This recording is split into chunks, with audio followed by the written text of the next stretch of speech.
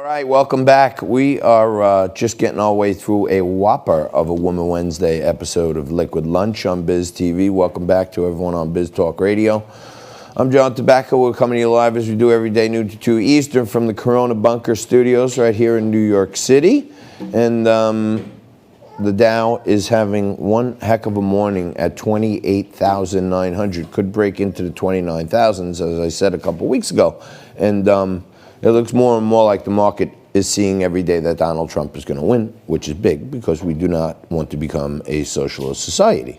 Someone who can give us all kinds of insights, including what it's like to come from a socialist society, is none other than former Ms Venezuela International, Luisa Diaz. She joins us again.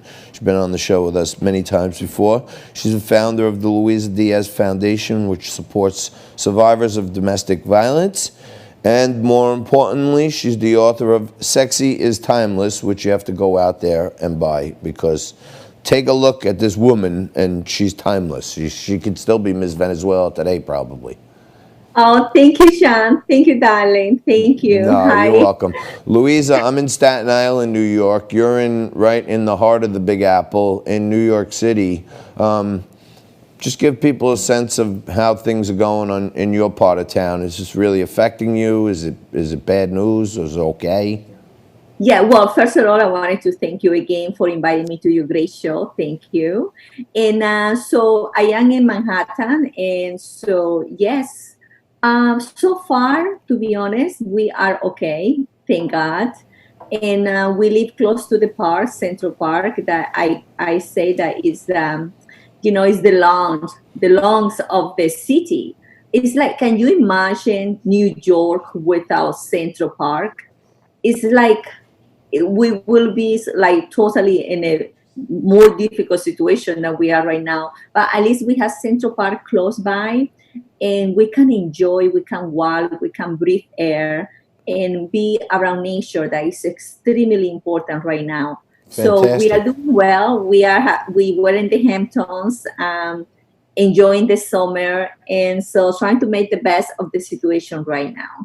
Luisa, I mentioned in my open that you were Ms. Venezuela, obviously.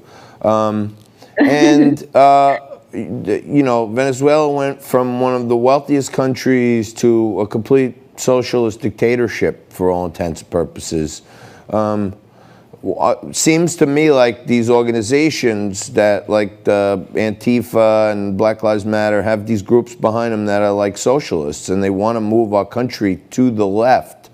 How horrible is it for your family that was still there? I mean, just give an example of something. Well, I can only talk about my country. Venezuela, yes, as you mentioned it before, Venezuela was one of the richest countries in Latin America because we have natural resources, we have oil, we have gold, we were extremely wealthy. Unfortunately, bad politics can really take you where Venezuela is right now, where people are hungry. Venezuela right now is extremely poor. Right now, we are facing the difficult time with COVID. Right now, we have like almost 8,000. Thank God we don't have as many as we have here. But I believe they are saying right now, which I do not believe if that is the right amount of illness in my country, but they only have like 8,000 of people who are real sick with COVID. And but we are over capacity because we do not have capacity to get more people. So it is extremely difficult right now, John. And also, not only we are dealing with COVID, but also we are dealing with people who are not working, people who have no job, people who has lost job. And also the inflation with the food that you can find is extremely expensive. And let's not forget, John, that do you know how much a lawyer make in my country? $5. So if you go to work as a professional, you are working for a month, darling, $5. Wow. What do you buy for $5? Nothing. Exactly. Especially out in the Hamptons. You got to have, that's where all the cool kids hang out. But so let me ask you this, Luisa. I know you're very committed with the Luisa Diaz Foundation to supporting, the survivors of domestic violence, right? Yes. And many mental health experts that I've had on the show are talking about, the quarantine has caused drastic spikes in domestic violence because people are home, they're sitting around, they're bored, they're on top of each other for way more time than they used to, and there's more domestic violence even. Are you guys seeing more and needing to do more through the organization? It has increased so much. The phone calls that the organizations, any organization right now that works with domestic violence, their call has like 3 times. So our organization, Safe Passage, which I work with, plus I have my own organization, that's Luisa Diaz Foundation, where I raise money for Safe Passage. And what we do is to break the cycle of domestic abuse by empowering women and their family. So yes, we are having a lot of phone calls right now. It has increased because right now the abuser is empowered. One of the things that the abuser wants is power. And right now he has it, which means isolate his wife or his lover, his partner, isolated from his family, from her family, from her friends. So he is in control right now. But let's not forget, John, as well, not only the ladies are being abused, but also children are being abused. Oh, don't get me started, Luisa. Don't get me started on the whole children thing, Children are being abused right now as we speak, and it breaks my heart because right now, remember, there is a lot of abuse, parents abusing their children, can be physically, can be sexually.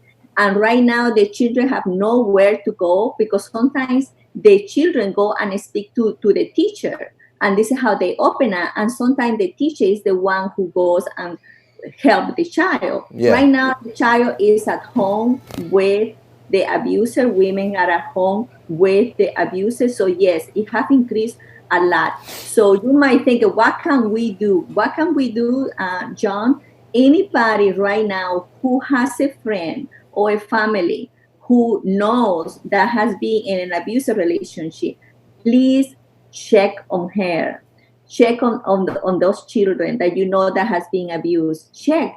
And if the person doesn't respond, it's because maybe the abuser is hide the phone or throw the phone away. So, if you really care for that person, show up. Hey, Luisa, I want to ask you this because this is lost, okay? We now have the NFL and major sports leagues are wearing the name of Jacob Blake on their helmet, okay? For someone who cares so much about domestic abuse, sexual abuse, this woman was allegedly raped by this guy, right? And she had an order of protection against the guy.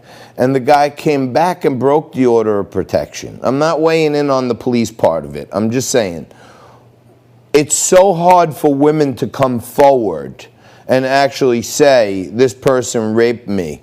And they don't feel safe ever again probably in life. But the court says, don't worry, he's ordered to stay away from you. And then the guy shows up back at her house and winds up in a melee with the cops. But shouldn't that be the most important thing that a woman knows when she reports something, that she is safe, she's protected, that person can't come get her again? Totally.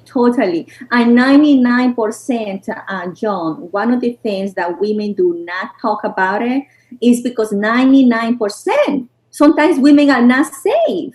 So we have, when a woman, sometimes I feel like they don't take those cases serious. Like, oh, it's a domestic abuse. Oh, this is just a fight between partners, between lovers. No, we should take that serious because it going to might be to the extreme the next time, if there is a next time. that we find out. Otherwise, sometimes we find out about if everyone does their jobs and the system works right, there should be no next time. Exactly. It should not be next time, John, because women, the moment, first of all, women are afraid to speak about it. Why? Because they know is the person, the abuser, find out, he's going to go and abuse her more. So what happened? We need to protect. And one of the things that we do hey, Luisa, with organizations, we protect the ladies that comes to us. We have the power to protect to the women. Luisa, yes, I want to talk to you. I'm so passionate about it because I love it. I want to talk to you also about Sexy is Timeless. We have a quick commercial here. You want to hang out with us and do one more segment? Can you do that? I do, but also I wanted to give a hotline for any ladies. All right, we'll do that when we come back. We're gonna do another. We're gonna do another 10 minutes. Okay, quick break. Luisa Diaz said yes. Yeah, how you doing? And she's gonna stay with us for one more segment. We'll be right back.